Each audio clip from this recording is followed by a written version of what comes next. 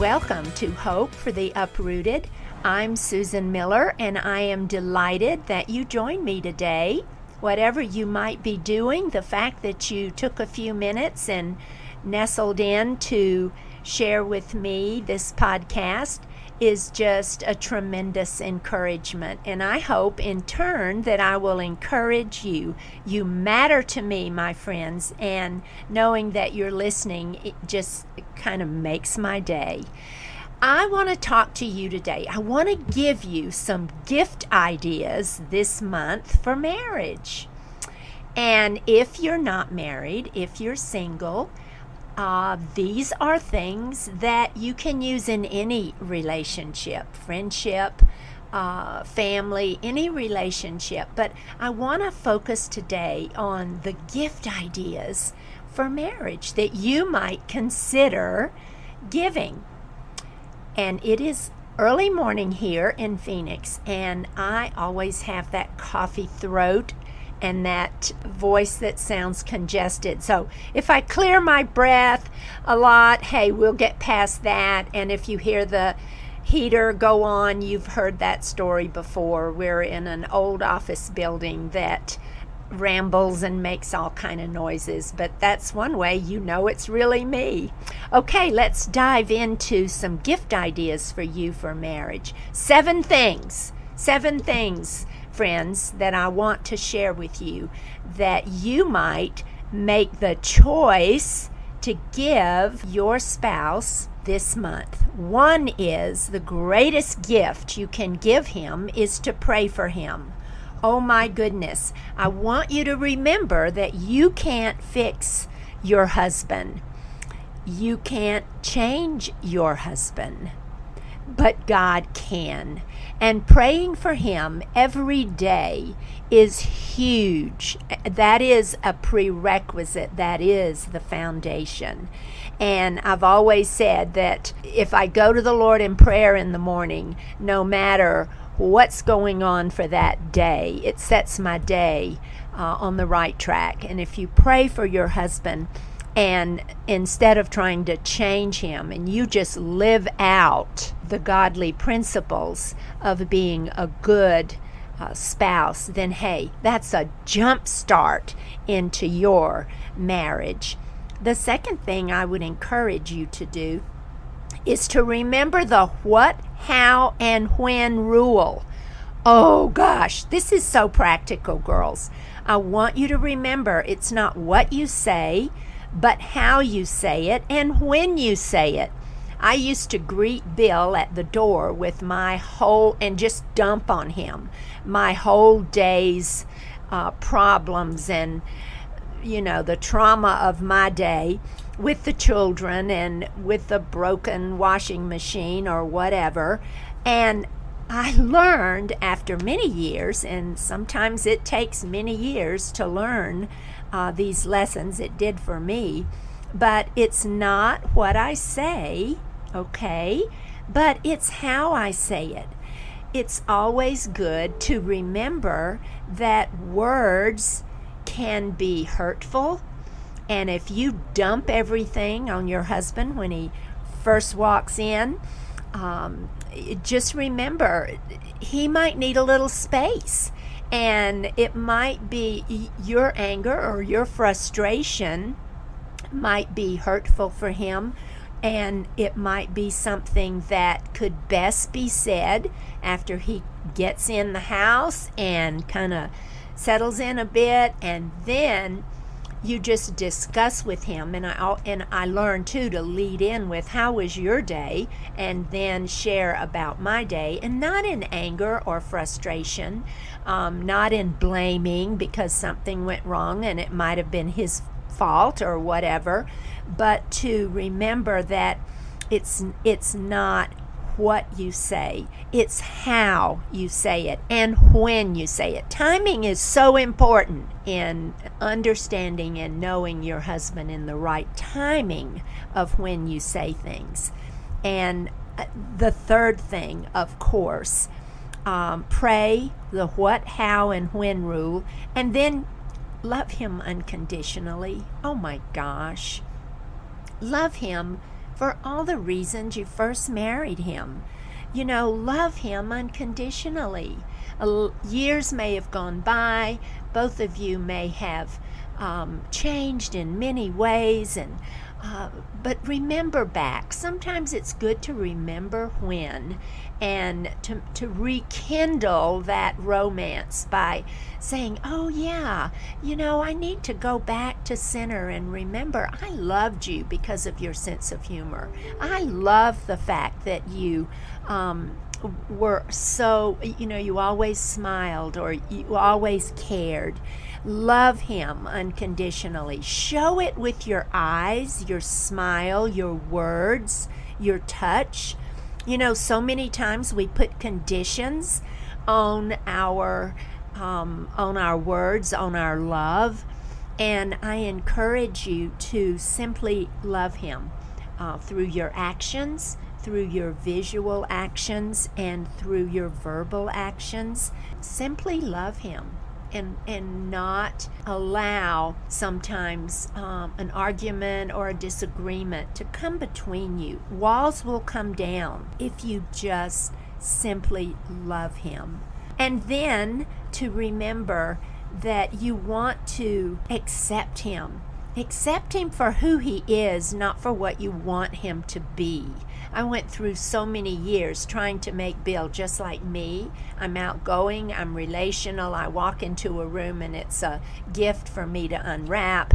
And Bill is more of an introvert, and he kind of stands back until he gets to know people, and then he's that makes all the difference in the world. But we are so opposite, we are so different. And for so many years I did love him conditionally, because he did not do what I thought he should do or act how I thought he should act. And it was a matter of just not accepting him. I wanted him just like me.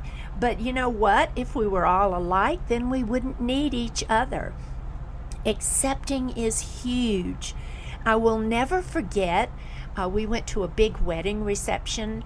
There must have been 200 or 300 people, and it was just huge. It was a sit-down dinner, and I walked in the room and I thought, oh my gosh, I know everybody. This is a party for me. I'm so excited, and I immediately took off, leaving Bill behind, and started, as Bill would say, you know how to work the tables. I'd go and talk with everybody and just visit, and I was just having the best time. And when we left the party or the wedding reception and we were going back home, Bill was so quiet, and I sensed that something was wrong. And I turned to him in the car and I said, well, what's wrong? Wasn't that the greatest party you've ever been to? Didn't you just have so much fun at that reception? And he said, actually, I didn't. Now, there's your honesty right there. We'd been married long enough where, hey, pretenses, all of that aside. He said, actually, I didn't. He said, when we walked in, you took off and left me, and I didn't know as many people as you did. And he said, you left me alone. And he said, that was very hurtful. And I felt very alone. And I looked at him and I thought, you know what, Lord? He's right. I left him out of my own selfishness and my own desire to get in there and meet and greet. And I said to him, Bill, please forgive me. You are right. Sometimes to say, please forgive me is huge. To own up to the things that we say that may be harsh, or the actions that we take, or the selfishness that we might have in our heart.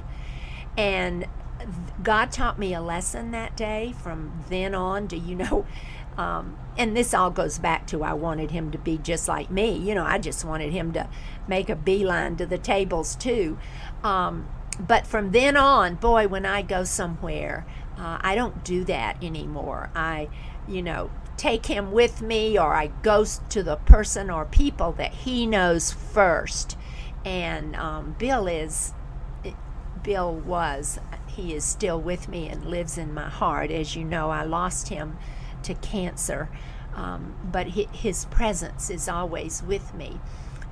But he was a great relational person, but he was more one-on-one, where I was just, hey, bring it on. It was all an example of accepting him for who he was and loving him unconditionally, not for what you want him to be. So, the acceptance part is huge. And then it's so important to encourage. That's number 5. Pray, who, what, when, what, listen at me, what, how, when rule. Number 2. 3, love unconditionally. 4, acceptance. And 5 is encouragement. Can I even begin to tell you how far encouragement goes in your emotions, and when someone encourages you in your heart, in your mind, in your emotions, even in your physical countenance when you are encouraged? What a gift to give your husband. And you know what? Let me just tell you, none of this is new to y'all. I'm just giving you a gentle reminder of what you already know. You're just hearing it in a southern voice with just in a different tone, a different voice. But this is nothing new on the face of the earth. Encouragement is nothing new. But I just can't stress to you enough to be his cheerleader, to be his encourager. A lot of times men don't know how to express themselves. They don't know how to say, things are hard at work, or I'm really, worried about something or anxious about something. And it's just so important for you to be his encourager, to be his biggest cheerleader, whatever that might look like to you, whatever his love language might be, that you could encourage him through just getting to know him enough to know what that might be and how you might encourage him all the more.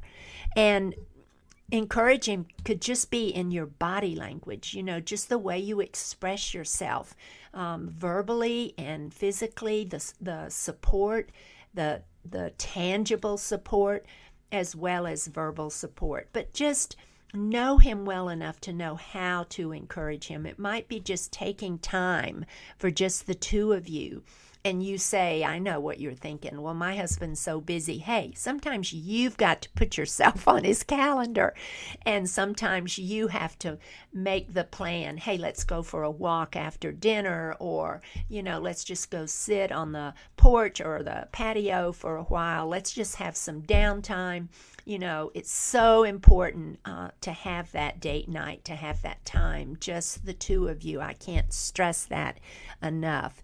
And then a part of all that encouraging is also appreciating. When you encourage someone, you are not only saying, hey, I believe in you. You're saying, hey, we can do this together. We're in this together. And to encourage him spills over into your whole family. And then, of course, all of that ties up with part of appreciating him. And just think about that. Think about the appreciation, to look into his eyes and tell him, hey, I really appreciate something you did or something you said, and demonstrate that appreciation through a gesture or an act of kindness. Maybe it's helping him do something at the house, or maybe, if he works from home, maybe it's, helping him in some way there. But, think about how you might best show your appreciation. Think about how you might best encourage him. The importance of that, and the importance of being kind and being thoughtful. All that is a part of a grateful heart. All of that is a part of that encouragement and appreciation, and a part of expressing yourself hey, you're in this together. This marriage is not all about you. You're an us. It's the two of you, and marriage is work. And it's something that we work at marriage no matter how long we've been married.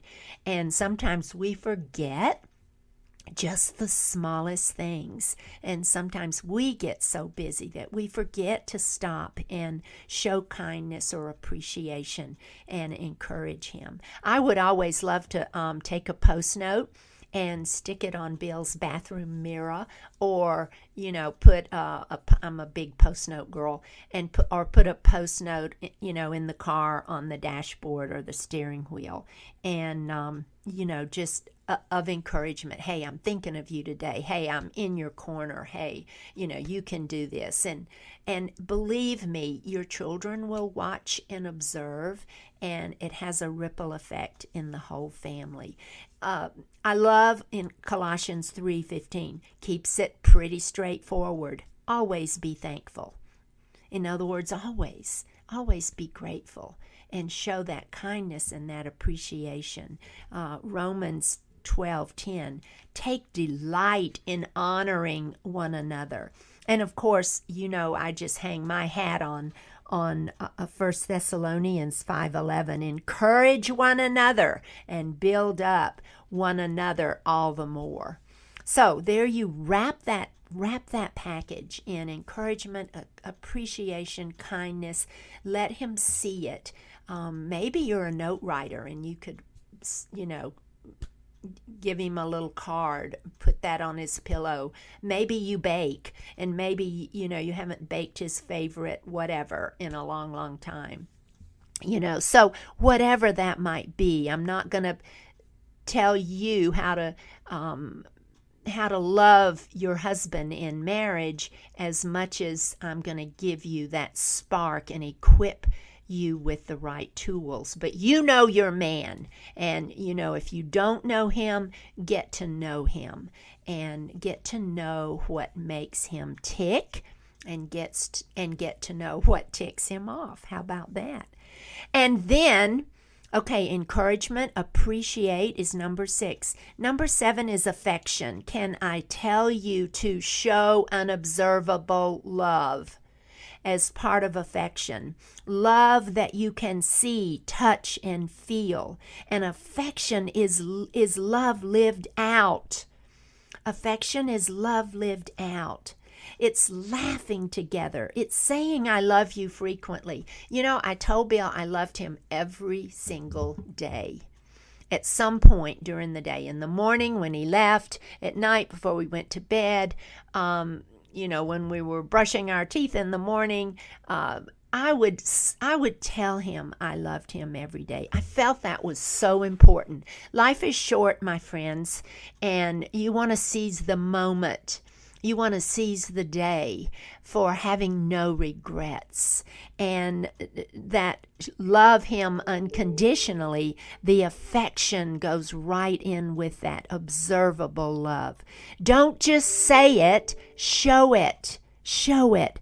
Think, how can I show my love more affectionately? Maybe it's just coming up and giving him a hug. Maybe he's not a toucher. Maybe that's a struggle you have. Maybe you need to initiate giving him that hug, or squeezing his hand under the table, or sitting next to him. And, Bill did not come from an affectionate family, and I'm like so affectionate. And he said to me so many times, Susan, I learned how to be affectionate. I learned what mattered to you by your demonstrating that to me. So these are things that I just want you to think about. These are 7 gifts that they're gift ideas that you can choose. And I would want you to remember today that you have a choice in everything you do. You can choose anger or bitterness. You can choose kindness and affection. And of course, listening to him is an observable way that you can demonstrate that love, showing that respect in listening. That is so, so important too. We need to be listened to, yes, but our husbands also need to be listened to. Whether you agree with his opinion or his idea, not to tear him down, but to build him up by the simple gift of listening. All these things, my friends, are intertwined.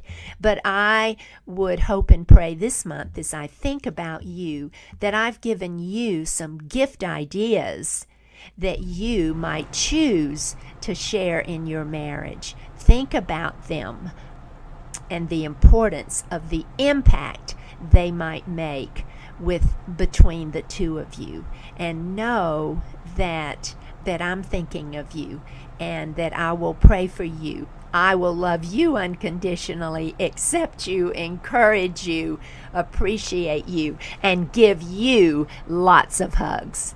Hey, you have a great day. You matter to me, and I'm delighted that we were together for this podcast. Always move closer to Jesus. It just doesn't get much better than that. I'll see you next time.